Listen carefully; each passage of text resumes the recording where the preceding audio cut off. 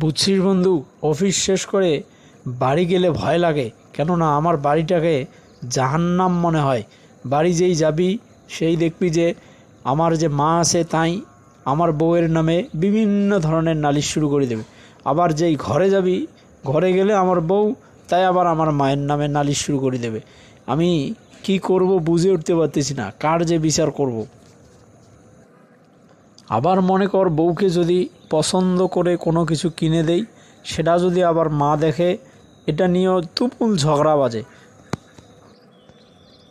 এটা শুধু তোর একার সমস্যা না বন্ধু, এই পৃথিবীতে হাজারো পুরুষ আছে যারা এই পরিবারের এরকম নির্যাতনের কারণে স্ট্রোক করে মারা গেছে বা দেখা গেছে যে মানসিক সমস্যায় ভুগতেছে। এটা শুধু তোর একার সমস্যা নয়। আর এই জন্যই এই সমস্যায় যাতে আমাকে না পড়তে হয়, আমি একটা গল্প সব সময় মাথায় সেট করে রাখি, যেটা আমি একটা বইয়ে পড়েছিলাম। একজন লোকের দুইটা মেয়ে ছিল, তো দুইটা মেয়েরই বিয়ে হয়ে গেছে।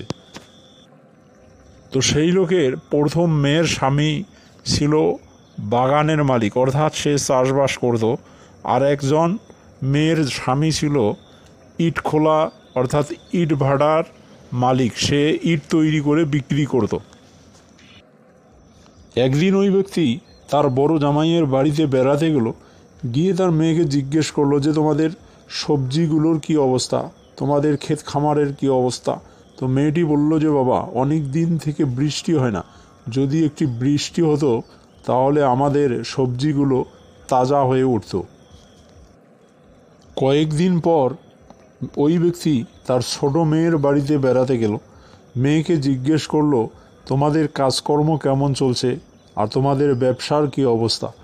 মেয়েটি বলল যে বাবা, ব্যবসা মন্দ নয়, তবে এই সময়ে যদি বৃষ্টিটা না হতো তাহলে আমাদের অনেকগুলো ইট শুকাতো এবং আমরা পরবর্তী সময়ে খুব ভালো ব্যবসা করতে পারতাম।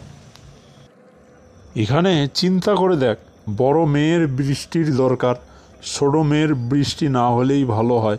লোকটি দীর্ঘশ্বাস ফেলে বলেছিল যে হায়, সবাইকে খুশি করা যায় না, কি বিচিত্র এই দুনিয়া।